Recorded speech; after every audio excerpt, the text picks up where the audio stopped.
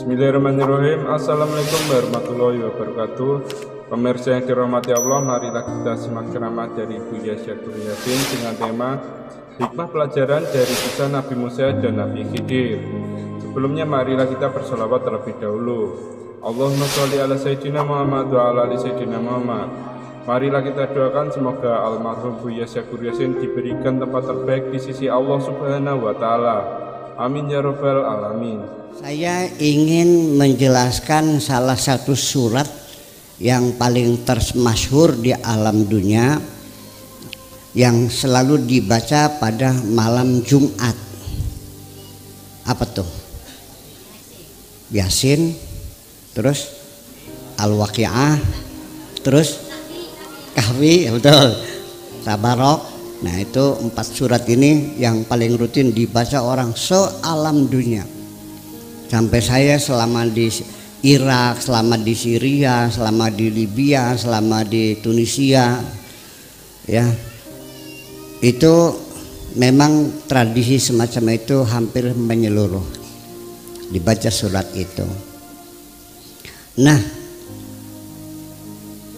pertama kali saya ingin menyampaikan cerita yang unik yang sampai sekarang mungkin orang sering baca, ya maknanya paham, tapi kemana isyarat itu larinya mungkin masih belum jelas. Ingin saya ngaji malam ini. Dalam surat Al-Kahfi itu ada cerita bahwa Nabi Musa disuruh belajar lagi, harus mesantren lagi di pesantren Raudhatul Mubtadiin.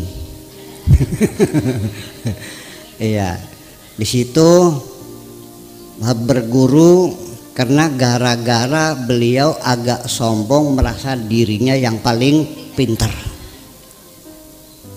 Dikasih tahu bahwa masih ada orang yang lebih pintar dari kamu. Siapa namanya? Nabi Khidir tuh. Jelas sudah nyambung nih. Ya, Nabi Khidir.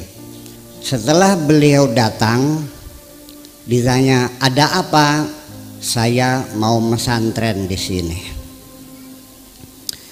Kata Nabi Khidir, "Nggak usah, kamu masih kecil, pulang aja lah, percuma, nggak bakal kuat. Ini pesantren khusus untuk orang-orang yang sudah pinter." Itu apa kata Nabi Khidir? "Lan tastati'a ma'iya sabra." Nggak bakal mampu kamu pesantren di sini, terlalu tinggi buat kamu nih. Kenapa? Ya pokoknya nggak bisa. Syaratnya banyak, ya semua saya tidak akan pulang kecuali saya mesantren di sini. Bagaimanapun caranya saya harus mesantren. Syaratnya berat apapun semua saya lakukan. Insya Allah saya kuat. Saya ini utusan Allah. Saya ini kalimullah. Saya sudah bisa berbicara dengan Allah langsung gitu. Kata Nabi Khidir, "Wa kaifa tasbiru ala ma lam tuhit bihi khubra." Atas dasar apa kamu bilang mampu padahal kamu belum berpengalaman? Wa kaifa tasbiru ala ma lam tuhit bihi khubra. Karena maksa, jadi akhirnya ditanya apa persyaratannya. Syaratnya kalau mondok di sini tidak boleh bertanya.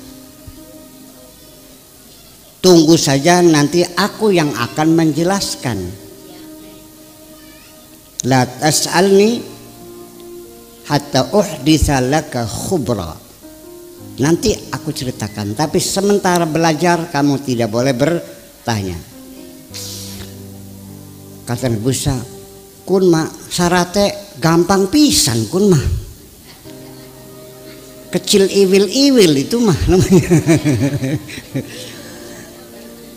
Pikir Nabi Musa bahwa diam itu kan tidak bicara. Gampang mana ngomong sama diam? Diam dikiranya. Pikiran Musa diam itu lebih mudah, kan diam kan tidak bicara. Betul nggak? Ini para hukama mengatakan bahwa saya belajar bicara 4 tahun saya sudah bisa bicara. Tetapi saya belajar diam 20 tahun masih belum bisa. Ternyata lebih sulit diam. Inilah makanya Nabi Musa kurang pengalaman, dikiranya diam itu gampang. Nah betul lah, akhirnya yuk mari kita belajar bersama. Fantalaqa, akhirnya yuk kita berangkat. Hatta raqiba fis safinati kharaqaha, naik perahu dibolongin perahunya. Ternyata bisa diem nggak Nabi Musa? Enggak. Loh kenapa? Kharaqtaha, kenapa kamu bolongin? Litughriqa ahlaha, biar tenggelam semuanya. Laqad ji'ta syai'an imra, kamu berbuat yang tidak benar. Tuh sudah ngomong lagi. Dari tadi juga sudah ku bilang kamu nggak bakal mampu, Sa. Nggak bakal mampu. Aduh, sorry. Maaf deh. Lain kali enggak deh. Ya udah. Berjalan lagi. Fantalaqa hatta laqiya ghulaman qatalahu. Ketemu ada anak-anak dibunuh. Aqatalta nafsan zakiyatan bighairi nafsin laqad ji'ta syai'an nukra. Ini kriminal. Apa salahnya anak kau bunuh? Ini anak tidak berdosa, kenapa kamu bunuh? Kamu ini jahat, kriminal kamu nih. Udah berapa jadi? 2 kali kan? Udah sekarang udah Musa pulang aja deh. Nggak bakal kuat lo. Ya. Saya mohon diberi kesempatan sekali lagi. Kalau yang ketiga saya gagal, saya menyerah, kalah. Oke, kalau begitu. Satu lagi ya. Akhirnya fantalaqa lagi, pergi lagi. Hatta ataya ahla qaryatin, sampai masuk ke desa. Istata'ama ahlaha, minta makan sama masyarakatnya. Fa'abau an yudayifuhuma, ditolak, tidak ada yang mau menerima sebagai tamu. Lapar cari makan, nggak ada yang ngasih makan. Wajada jidaran yuridu an yanqadda fa'aqamah, ada tembok miring diperbaiki, sudah selesai, ngomong lagi. Lau syi'ta latakhadta alaihi ajra, sekarang kita minta makan yuk, sudah karena sudah kerja. Hada firaqun baini wa bainaka, ya sudah kalau begitu goodbye forever. Sama tinggal pulang, nggak lulus. Nabi Musa tidak lulus. Nah akhirnya sebelum berpisah Nabi Musa meminta, coba jelaskan dulu apa maknanya ini semua. Lalu diterangkan oleh Nabi Khidir bahwa kapal yang kubolong itu karena di sana di tengah lautan ada perompak yang biasa mengambil kapal-kapal yang lewat. Dan ini punya nelayan miskin. Jadi supaya saya selamatkan, saya bolongin. Oh begitu toh? Iya. Terus yang kedua anak kecil itu saya prediksi nanti besoknya bakal jadi pang nantinya. Yang nanti rambutnya dikepang tuh, yang bajunya ditempelin tutup botol tuh, kerancang kerincing tuh, ya. Kemudian celananya disobek-sobek, nggak pernah mandi-mandi, pakai anting, nanti akan menyiksa orang tuanya. Sedangkan orang tuanya orang soleh, makanya lebih baik saya bunuh saja. Okay. Lalu yang ketiga apa maknanya? Wahai sahabatku Khidir, itu tembok adalah sebagai isyarat tanda. Di bawahnya ada harta karun milik kedua anak yatim. Li ghulamaini yatimaini fil Madinah. Jadi supaya nanti bisa diambil oleh anak yatim ini, maka tembok ini saya bangun lagi. Nah, sekarang saya bertanya bahwa Al-Quran telah ditafsirkan, Nabi tidak menafsirkan, tidak ada tafsir Nabi. Para sahabat juga tidak menafsirkan. Baru abad kedua baru Al-Quran ditafsirkan. Betul gitu ya. Hadis juga zaman Khulafaur Rasyidin tidak ada yang mengumpulkan. Baru setelah abad kedua baru dikumpulkan. Jadi yang menafsirkan Al-Quran itu adalah orang yang tidak pernah ketemu dengan Kanjeng Nabi Muhammad SAW. Ceritanya begitu. Dan saya baca di berbagai tafsir dari Tobari, Nasafi dan sebagainya, saya baca semuanya.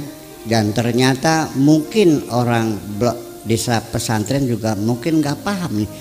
Maksud saya apa manfaatnya cerita ini untuk kita sekarang? Apa manfaatnya? Macam-macam ceritanya. Betul nggak? Sok manfaatnya apa untuk kita? Ada anak dibunuh, ada kapal dibolongin, ada tembok didandanin. Terus manfaatnya apa untuk kita? Kemana arah tujuan isyarat-isyarat Al-Quran ini? Paling-paling yang bercerita itu adalah bahwa Nabi Khidir ilmunya ilmu hakikat, Nabi Musa ilmunya namanya ilmu syariat, begitu kan? Iya, ya terus kemana? Apa yang manfaat untuk kita? Apa yang perlu kita teladani? Apakah kita harus membunuh orang? Ya hanya diduga nantinya bakal menjadi jahat, kita bunuh. Yuk kita sekarang kita bertanya kepada profesor-profesor ahli hukum di dunia. Mungkinkah kita menghukum seseorang yang sifatnya baru dugaan? Mungkin enggak? Hanya diperkirakan nantinya bakal jadi pencuri, sekarang dipotong tangannya dulu. Karena ini bakal membunuh orang banyak, dibunuh aja sekarang. Tidak ada aturan hukum bahwa prediksi bisa menjadi alasan orang dihukum. Seseorang baru ditetapkan sebagai tersangka, itu pertama diduga dulu, betul nggak? Baru tersangka, setelah terduga terus tertuduh, terus tersangka. Itu pun harus ada 2 alat bukti yang pasti, betul nggak? Dan keyakinan hakim baru diputuskan. Nah, saya ingin menjelaskan ayat ini penting, bahwa itu maksudnya kita mulai dari yang terakhir dulu, bahwa tembok miring mau rubuh itu didandani, artinya bahwa ini pesan dari Allah untuk seluruh umat manusia, bahwa aset-aset negara yang menjadi tulang punggung ekonomi, kekayaan bangsa itu harus dilindungi, harus dipelihara, harus memikirkan anak cucu. Betul nggak? Jangan sampai harta itu menjadi hilang, jangan dihabiskan. Sekarang Ibu Tuti marah-marah karena banyak pencuri ikan dari luar, betul? Dan kapalnya dibom langsung oleh Ibu Tuti. Hebat nggak? Hebat. Pukat harimau yang merusak terumbu karang sehingga nanti anak cucu kita dari mana makan ikannya, dibom lagi, betul? Ini perusakan alam, tidak dilestarikan. Ini pelajaran penting Nabi Khidir itu seperti itu. Jadi artinya ya Sekarang sawah-sawah habis buat bangunan rumah, betul nggak? Buat jalan tol, buat ini, buat ini. Nah, lama-lama sawahnya habis nggak? Lalu nanti nanam padinya di mana? Di gendeng. Ini pelajaran dari Nabi Khidir kepada kita semua, bahwa anak cucu harus kita perhatikan. Paham nggak? Nah, dalam hal memperhatikan anak cucu ini ada hadis Nabi yang sangat indah sekali. Kata Nabi, sekalipun engkau tahu besok akan kiamat, tidak ada urusan. Ketika engkau memegang bibit, tanamkan saja, tidak ada urusan. Betul nggak? Lah, lautan dihabisin, sawah dihabisin, hutan digundulin, anak cucu kita bagaimana nanti? Ini pesan bahwa harus kita rawat, kita pelihara untuk anak cucu kita. Masuk akal nggak? Lah iya kan? Masih relevan kan? Nah, ini namanya kajian kontemporer. Namanya kontemplasi. Nah, bapak-bapak dan ibu-ibu sekalian, semua apa saja yang menjadi aset bangsa harus dirawat keutuhannya.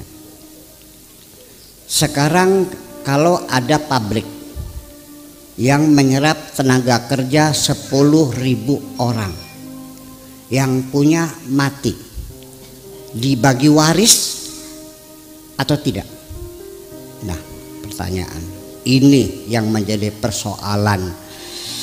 Kalau bapak-bapak, ibu-ibu mendukung oposisi yang disebut Nabi Musa secara syariat, harus diwaris. Usikum lidzakari mithlu hadzil unthayain, dibagi pabriknya, buruhnya 10.000 kehilangan sumber rezeki mereka. Tetapi kalau kita yakin bahwa ini aset bangsa harus dipelihara, maka harus dibuat undang-undang perlindungan aset bangsa, bahwa perusahaan-perusahaan besar yang menyerap tenaga kerja banyak harus ada aturan, tidak boleh dibagi waris. Siap ngelawan tidak? Ayo ikut Nabi Khidir, ikut Nabi Musa. Ini kontemporer. 10.000 kehilangan sumber penghidupannya. Makanya harus ada undang-undang yang membuat bahwa aset-aset bangsa ini jangan dihilangkan, dipelihara. Jadi nanti yang dibagi itu hanya sahamnya saja, pabriknya tidak boleh dibagi berdasarkan undang-undang. Bayangkan sudah 1400 tahun lamanya kita terlambat tidak paham. Masuk akal nggak? Lah iya, kan sama, dibagi sahamnya saja, nanti anak cucunya mendapat dividen namanya. Tutup buku, bagi keuntungan, masing-masing anak dapat sekian. Dan negara harus intervensi bagaimanapun juga. Nah, termasuk pesantren. Nah, saya bangga karena tadi saya dengar ini berdiri tahun 1944 sebelum merdeka, sampai sekarang masih ada. Berarti orang pesantren sini merawat aset bangsa dengan baik. Tepuk tangan dong. Iya. Iya, tolong ini Pak Lurah apa namanya tuh kalau di kecamatan tuh? Apa polisi tah? Non? Iya, sekmat lah, Pak Sekmat. Ya. Ya, nanti tolong sampaikan Pak Sekmat ini bahwa bukan hanya ngurusin kebersihan kecamatan, keamanan, tapi juga pesantren merupakan aset bangsa. Ya, disinilah dididik moral anak-anak kita. Itu di Indramayu terlalu banyak bangkai-bangkai pesantren. Saya juga khawatir kalau saya mati bubar atau tidak, karena masyarakatnya tidak peduli. Kiainya mati ya masa bodoh ya. Kalau nggak percaya ayo ke Indramayu tuh, tinggal pelangnya tetap besar pelangnya mah, tapi santai udah nggak ada. Kiainya mati ya sudah. Itu berarti pesan Nabi Khidir belum diamalkan oleh kita ini semuanya, ya kan? Itu ini yang saya maksudkan, pelajaran Al-Quran itu kita terapkan dalam kehidupan sehari-hari, ya kan? Nah, kemudian anak dibunuh hanya berdasarkan prediksi, betul kan? Nantinya bakal menjadi anak yang jahat, nanti menyiksa orang tuanya, ya udah saya bunuh saja. Ini adalah pesan dari langit kepada badan intelijen. Ada nggak ya? Ya, intelijen. Ketika Anda sebagai mata dan telinga negara, siapapun kalau diprediksi ini gerakan ini, tokoh ini, pemikiran semacam ini akan menyebabkan negara kita jadi bubar, habisin saja. Paham?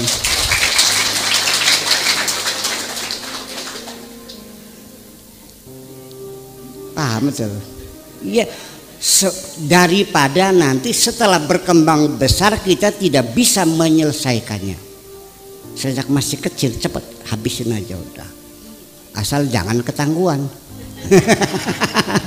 Kalau ketangguhan kena proses hukum. Ya dong. Iya, udah sekarang itu kita kelas tinggi dah. Ya. Kemudian kapal juga sama. Diduga, diprediksi di sana ada perompak. Bagaimanapun menyelamatkan aset bangsa ini, sekalipun ada kerugian sedikit nggak ada masalah. Kalau perlu Freeport dibeli oleh kita semuanya, betul nggak?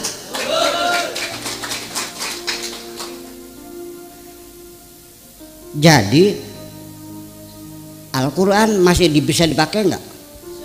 Masih bisa, cuman kamunya nggak paham-paham. Makanya perlu ngaji. Ya Allah ya Rabbi, ya, bingung sekali. Ya, nah itulah makanya jadi kita mesti mengatakan masih terlalu banyak dalam Al-Quran, di lembaran-lembaran Al-Quran mutiara dan berlian berlimpah ruah, tapi tidak ada yang pernah menyentuh, karena yang dicari hanya halal haram, halal haram, ujung-ujungnya bertengkar. Betul nggak? Ya, ini nafsirkan begini, ini begini. Kalau nggak ngerti, tolong dong nanya sama yang ngomong. Betul nggak? Kalau bapak-bapak, ibu-ibu tidak paham ceramah saya hari ini, jangan dikomentari dulu dong. Nanya Pak Kiai maksudnya apa, kan gitu. Yang jadi persoalan Allah bisa ditanya enggak? Nah, ternyata umat Islam sudah diajarin cara bertanya kepada Allah, sudah namanya istikharah. Tapi tidak pernah dipakai. Dipakainya kalau waktu mau kawin saja. Iya kan? Iya enggak? Oh, ngaku salah. Iya kan? Mau dagang rujak istikharah dulu, mau dagang es istikharah dulu, mau nanam cabai, mau nanam bawang istikharah dulu.